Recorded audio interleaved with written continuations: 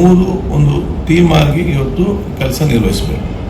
ಹೇಗೆ ನಿರ್ವಹಿಸಬೇಕು ಏನು ಗೈಡ್ಲೈನ್ಸ್ ಅನ್ನು DC ಅವರು ಮತ್ತೆ ಕೂತ್ಕೊಂಡು ಚರ್ಚೆ ಮಾಡಿ ಅದಕ್ಕೆ ನಿಮಗೆ ಕೊಡ್ತಾರೆ. ಅದು ಮೂರು ಇಲಾಖೆಯಲ್ಲೂ ಕೂಡ ಒಂದು ಕೋಆರ್ಡಿನೇಷನ್ ಮಾಡುವ ಮುಖಾಂತರ ಹೋಗುವಂಥ ವಿಚಾರ ಇವತ್ತು ಆಗಬೇಕಾಗ್ತದೆ. ಒಂದು ಪ್ರದೇಶದಲ್ಲಿ ಯಾವ್ಯಾವ ಪ್ರದೇಶದಲ್ಲಿ ಏನೇನು ಮರಗಳು ವೈರ್ನ ಮೇಲೆ ಬಂದು ನಿಂತಿದೆ ಅಂತ ಹೇಳಿ PW ಫಾರೆಸ್ಟ್ ಅವ್ರಿಗೆ ಯಾವಾಗಲೂ ಕೂಡ ಹೋಗಿ ನೋಡ್ಲಿಕ್ಕೂ ಆಗುದಿಲ್ಲ. ಆಗ ಒಂದು ಲೋಕಲ್ ಬಾಡಿಯವ್ರ ಗಮನಕ್ಕೆ ತರಬೇಕು ಅಥವಾ PWD ಇಂಜಿನಿಯರ್ಸ್ ಗಮನಕ್ಕೆ ತರಬೇಕು. ಯಾಕಂದ್ರೆ PWD ಇಂಜಿನಿಯರ್ಸ್ಗೆ ಪ್ರಮುಖವಾಗಿ ಅವರು ಸುತ್ತಾಡ್ತಾ ಇರ್ತಾರೆ. ನಿಮ್ಮ ಲೋಕಲ್ ಇಂಜಿನಿಯರ್ಸ್ ಅವ್ರಿಗೆ ಯಾವ್ಯಾವ ರೋಡಲ್ಲಿ ಯಾವ ಡೇಂಜರ್ ಸ್ಪಾಟ್ ಇದೆ ಅಂತ ಬಹಳ ಚೆನ್ನಾಗಿ ಗೊತ್ತಿರುವ ಒಂದು ವಿಚಾರ ಇವತ್ತು ಆಗ್ತದೆ. ಸೊ ಅವರ ಒಂದು ಗಮನಕ್ಕೆ ತಂದಾಗ ಫಾರೆಸ್ಟ್ನವರು ಕೂಡ ಇಮ್ಮಿಡಿಯೇಟ್ ಆಗಿ ಅದನ್ನು ಬಹುಶಃ ತಾವು ಅಲ್ಲಿ ಕಾರ್ಯವ್ಯಕ್ತರಾಗಬೇಕು.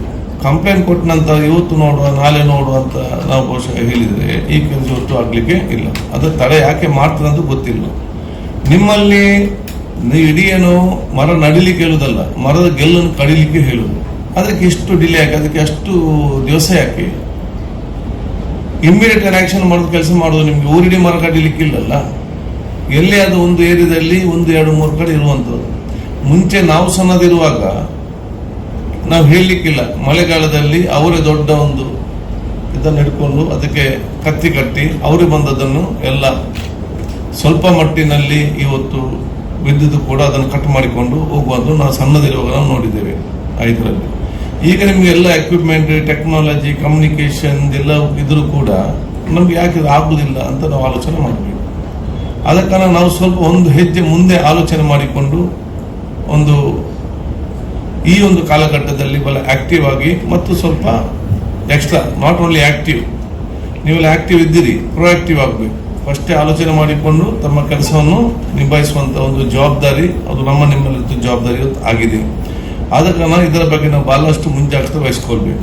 ಮತ್ತೆ ಈ ರೀತಿಯ ಒಂದು ಆಕಸ್ಮಿಕ ಸಾವು ಅಲ್ಲಿ ಪರಿಗಣಿಸಿದರೆ ಅದು ನೀವು ನಮಗೆ ಸ್ಟಾರ್ಟಿಂಗ್ ಗೊತ್ತಾಗುತ್ತೆ, ಈಗ ನಮ್ಗೆ ಗೊತ್ತಾಗಿದೆ. ಆಗ ಇಲಾಖೆ ಸಂಪೂರ್ಣವಾಗಿ ತಮ್ಮ ಜವಾಬ್ದಾರಿ ಆಗ್ತದೆ ಅಂತ ಹೇಳಲಿಕ್ಕೆ ಬಯಸ್ತೇನೆ. ಆದಾಗ ನಮ್ಮ ಮೇಲೆ ಕೇಸ್ ಆಗಬೇಡಿ. ನಿಮ್ಮ ಮೆಸ್ಕಾಂನಲ್ಲಿ ಅವ್ರು ಬಂದು ತೀರಿ ಹೋಗಿದ್ದಾರೆ, ಮತ್ತೆ ಯಾರ ಮೇಲೆ ಕೇಸ್ ಆಗುದು? ಅಲ್ಲಿ ಒಂದು ಇನ್ಸಿಡೆಂಟ್ ಆಗಬೇಕು, ಅವ್ರಿಗೆ ಪರಿಹಾರ ಕೊಡಬೇಕು, ಅಲ್ಲಿ ಪೋಸ್ಟ್ಮಾರ್ಟಮ್ ಆಗಬೇಕು, ಅದೇ ಒಂದು ಕೇಸ್ ಇಷ್ಟ ಆಗಬೇಕು. ಅವನ ಮೇಲೆ ಆಗ್ತದೆ, ತೀರೋರ ಮೇಲೆ ಒಂದು ತಪ್ಪು ಅಂತೇಳಿ.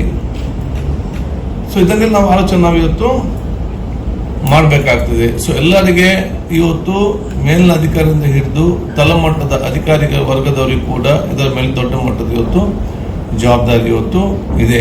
ಅದರಲ್ಲಿ ಮೆಸ್ಕಾಂನವರಿಗೆ ಹೆಚ್ಚಿನ ಇದೆ. ಯಾಕಂತ ಹೇಳಿದ್ರೆ ಅಲ್ಟಿಮೇಟ್ಲಿ PWD ಮಿಸ್ಟೇಕ್, RDP ನಿಮ್ಮ ಫಾರೆಸ್ಟ್ನವರ ಡಿಲೇಯ ಇದೆಲ್ಲ ಕೂಡ ಲೆಕ್ಕಕ್ಕೆ ಬರುವುದಿಲ್ಲ. ಬರುವುದು ಯಾವುದಂತಂದ್ರೆ ನಿಮಗೆ ಬರುವಂಥದ್ದು ಅಲ್ಟಿಮೇಟ್ಲಿ. ಸೊ ನೀವು ಅದನ್ನು ನೋಡಿಕೊಂಡು ಎಲ್ಲಿ ಕೂಡ ಈ ರೀತಿ ಆಗದಿಲ್ಲ ನೋಡ್ಕೊಳ್ಬೇಕು. ಅಷ್ಟು ಮಾತ್ರ ಅಲ್ಲ, ನೀವು ಸ್ವಲ್ಪ ಮುಂಜಾಗ್ರತಾ ಜನಜಾತಿ ಕಾರ್ಯಕ್ರಮ ಹಮ್ಮಿಕೊಳ್ಬೇಕು.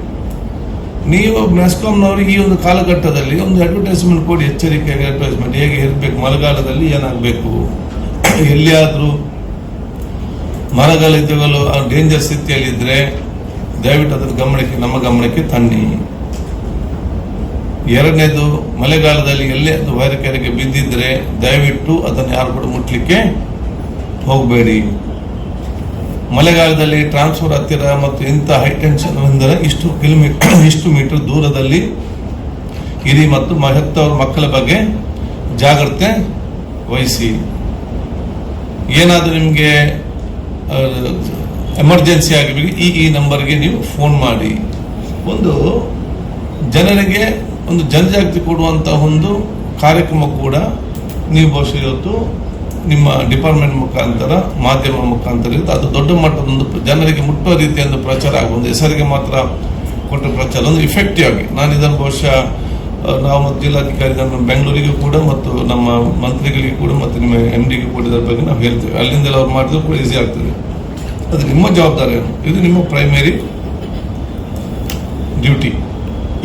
ಈ ಕೆಲಸವನ್ನು ಮಾಡೋದಾಗುತ್ತೆ. ನೀವೆಲ್ಲ ಮಾಡಿ, ಎಲ್ಲ ಪ್ರಯತ್ನ ಮಾಡಿ, ಹೇಳಿದಲ್ಲಿ ನೀವು ಮರ ಎಲ್ಲ ಕಡ್ದು ಎಲ್ಲ ಕ್ಲಿಯರ್ ಆಗಿ ಆಗ ಏನು ಅದು ಹೆಚ್ಚು ಕಮ್ಮಿ ಆಗುವುದು ಅಂತ ಹೇಳಲಿಕ್ಕೆ ಸಾಧ್ಯ ಇಲ್ಲ. But you will be defended.